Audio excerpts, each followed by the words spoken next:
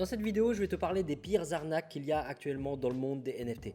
Alors les escrocs n'ont pas attendu les NFT, les cryptos ou même Internet, ils ont toujours sévi, mais c'est vrai qu'aujourd'hui ils utilisent les moyens modernes et ils sont même extrêmement créatifs. Donc je vais à travers cette vidéo t'aider à éviter de tomber dans les pièges qui tendent actuellement. Avant ça, pense à mettre un petit pouce bleu si tu apprécies mon travail et surtout n'oublie pas de t'abonner si ce n'est pas déjà fait.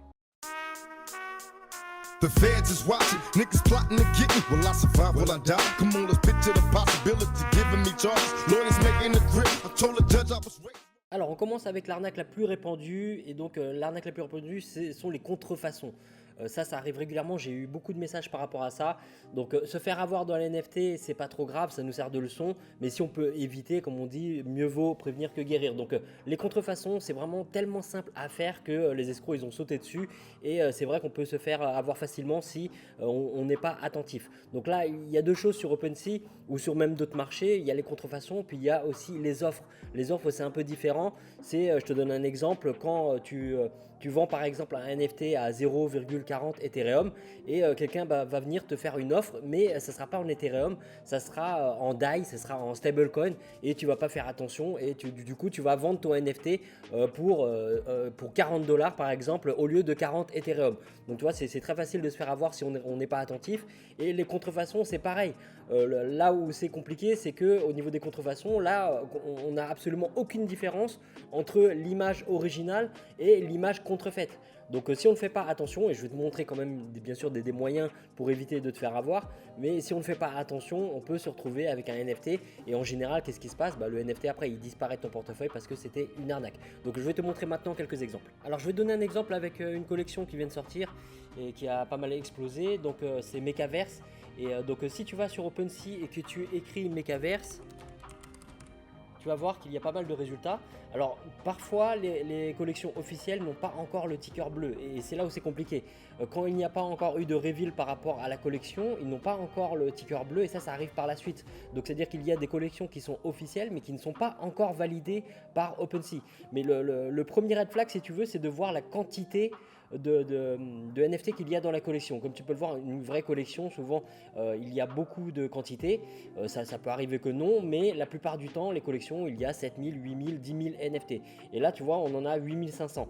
Et tu as des collections, des fausses collections où il y a très peu d'objets dedans. Parfois, il y en a un petit peu plus, mais tu vois, ils essaient de nous feinter en mettant soit une lettre en plus, soit une lettre différente.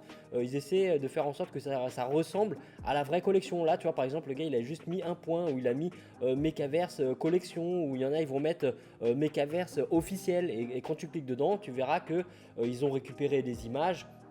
Ils ont fixé un prix qui est beaucoup plus intéressant que le prix normal. Donc toi, tu penses faire une bonne affaire et finalement, tu achètes un NFT qui est simplement une contrefaçon. Donc le meilleur moyen d'éviter ce genre d'arnaque, c'est de toujours passer par les réseaux officiels. Donc tu vas aller chercher le compte Twitter de la collection. Donc par exemple Mechaverse, tu tapes Mechaverse Twitter dans Google et tu vas tomber sur leur compte. Faut faire attention parce que bien sûr il peut y avoir aussi des faux comptes sur les réseaux, mais là tu vois on a 218 000 abonnés. Quand tu descends sur les posts, tu vois qu'il y a quand même de l'engagement, tu vois 3000 likes, 1600 likes, etc. Donc il y a quand même beaucoup moins de chances que ce soit un compte qui est contrefait. Donc sur le compte officiel, tu auras toujours le lien OpenSea qui va renvoyer vers la collection officielle. Ils ont le site, sur le site internet pareil, souvent tu as le lien pour aller sur la collection officielle et tu peux aussi avoir un lien Discord et dans le compte Discord tu auras souvent une catégorie soit lien, soit site officiel, etc. Et tu vas avoir là-dedans le lien. Donc passe toujours par le réseau social officiel ou le compte Discord officiel pour aller sur le lien OpenSea. Si tu vas sur leur site internet, ils ont forcément mis à un endroit le lien du compte OpenSea et tu vas passer, tu vois, regarde, dès que tu ouvres le site officiel, tu as le lien OpenSea.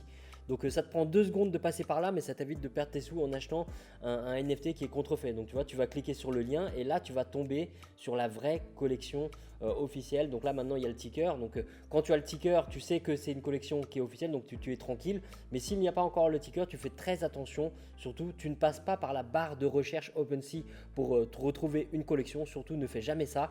Tu passes toujours soit par le réseau social, soit par leur compte Discord et tu t'assures qu'il y ait soit le ticker, soit qu'il y ait une bonne quantité. Et alors l'autre façon aussi de vérifier, c'est que tu vas cliquer dans le volume. Il faut qu'il y ait du volume parce que sur les contrefaçons, tu as très peu de volume, tu as quelques personnes qui se font font avoir, mais il y a très peu de ventes. Alors que là, tu vois, en quelques jours, on a 32 000 Ethereum de volume. Donc là, tu comprends que voilà, c'est le compte officiel. Il y a énormément de transactions. Il n'y a pas autant de gens qui se sont fait avoir. Tu vois, il y a énormément de transactions. Donc là, tu comprends que c'est le lien officiel. Donc fais attention à ces contrefaçons. Quand tu veux acheter un NFT, passe toujours par le réseau social ou par le Discord et clique sur le lien qu'il donne uniquement sur ces médias-là. Alors la deuxième arnaque, donc, elle se passe par message direct. Et donc là, les escrocs, si tu veux, ils surveillent sur les réseaux. Et si par exemple, tu as un problème avec OpenSea ou avec MetaMask, que tu n'arrives pas à avoir ton NFT ou peu importe, tu as un petit problème technique et que tu en parles sur les réseaux, les escrocs, ils vont sauter sur l'occasion pour te contacter en se faisant passer pour des officiels d'OpenSea ou des officiels de MetaMask, etc. Ils le font très très bien, ils reprennent les logos. Bon, tu sais que c'est plutôt facile à faire, mais ils le font de manière très très réaliste et ils vont te contacter en se faisant passer pour des officiels d'OpenSea ou de MetaMask. Et ils vont te dire voilà, on va t'aider, c'est quoi ton problème, etc. Et à travers ce contact-là, ils vont essayer de récupérer ta clé privée, ils vont te demander les 12 mots, les 24 mots, etc. Et à partir de là, ils auront le contrôle sur ton compte et ils vont vider ton compte. Donc surtout, dis-toi qu'aucun officiel, que ce soit d'OpenSea, MetaMask ou peu importe la société ou même ton entourage, tes proches ou quoi que ce soit, ne donne jamais tes clés privées. D'accord? Personne ne va jamais te demander ta clé privée. Il y en a qui font confiance, ils donnent leur clé et forcément le compte il se retrouve vidé derrière. Donc il y a cette arnaque là. Alors MetaMask, ils ont modifié un peu par rapport au QR code pour importer ton compte sur ton mobile, parce qu'avant ce qu'ils faisaient les escrocs, c'est qu'ils te demandaient de partager ton écran pour t'aider, etc. Et ils vont faire en sorte que tu affiches le QR code de ton MetaMask sur ton écran. Et eux, ils vont avoir le temps de scanner ce QR code et du coup, ils vont avoir l'accès direct à ton compte. Donc là, ça y est, MetaMask, il y a eu tellement d'arnaques par rapport à ça. Des personnes ont perdu des centaines de milliers de dollars, voire même plus d'1 million de dollars pour un gars sur Twitter. Et donc maintenant c'est plus possible, mais ils trouvent toujours des moyens pour t'arnaquer et ils vont tout faire pour essayer de soit te vendre une contrefaçon, soit tu vois il y a différentes manières, soit ils vont te vendre une contrefaçon, soit ils vont essayer de te voler ton NFT en te disant voilà je vais te l'acheter, etc.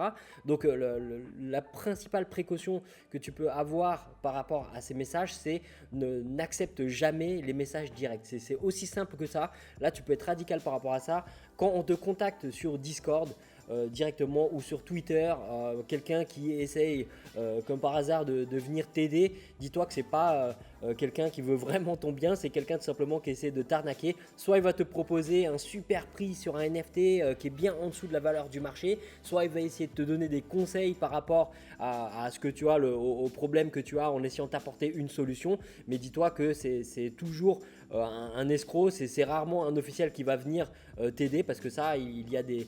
tu vas passer par leur site par rapport à ça, tu vas faire un ticket, etc. Donc surtout, méfie-toi de tout ce qui est message direct, d'accord? Que ce soit Discord ou Twitter ou autre, quand quelqu'un te dit je fais partie d'OpenSea, je fais partie de MetaMask, je travaille pour Polygon ou quoi, ils inventent tout et n'importe quoi, dis-toi que c'est une arnaque, donc évite de leur faire confiance et ne leur donne jamais ta clé privée. N'achète rien à ces personnes-là, n'essaie pas de leur vendre quoi que ce soit. Tout ce qu'ils essaient de faire, c'est de profiter de toi, de prendre tes sous, de récupérer ton NFT en te payant peu ou en essayant de t'arnaquer, ou ils essaient de te vendre un faux NFT. Donc tout ce qui vient DMP, tu bloques complètement. Alors la dernière arnaque, c'est un peu différent. Là, c'est même complètement différent parce que c'est ce qu'on appelle un rug pull. Et là, ça se fait un peu plus sur le long terme. C'est pas une arnaque directe, c'est plutôt par rapport au projet. Il y a beaucoup de projets aujourd'hui qui naissent comme c'est exactement comme avec les ICO qu'on a eu sur les cryptos, avec les shitcoins, etc. Donc là, c'est vraiment la même chose.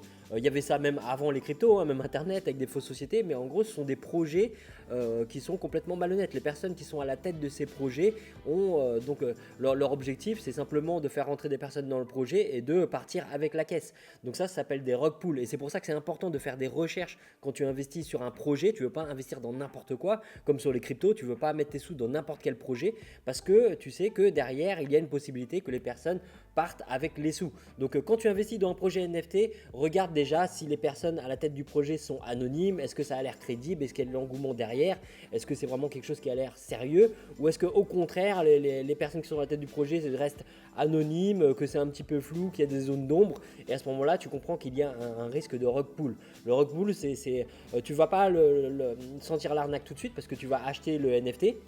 Mais le NFT, il n'aura plus aucune valeur. Pourquoi? Parce que les personnes qui sont à la tête du projet, ils t'ont vendu une roadmap, ils t'ont vendu un projet, ils t'ont dit qu'ils allaient faire ci et ça par rapport au projet, mais finalement, ils prennent les sous et ils partent. Donc tu te retrouves avec un NFT qui n'a absolument aucune valeur. Donc là, le NFT, il ne va pas disparaître de ton portefeuille, il sera toujours là, mais il n'aura plus aucune valeur, il ne servira absolument à rien. Donc tu vois, là c'est un autre genre d'arnaque.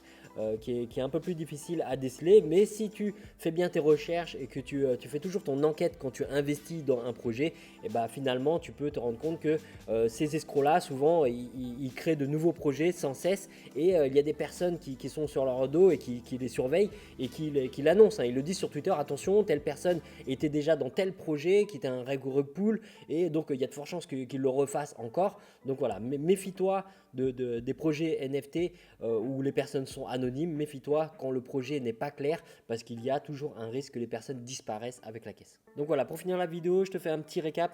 Si tu respectes donc ces quelques règles, tu vas éviter de tomber dans ces pièges. Les contrefaçons passent toujours par les réseaux officiels pour ne pas acheter un fake de la collection que tu recherches.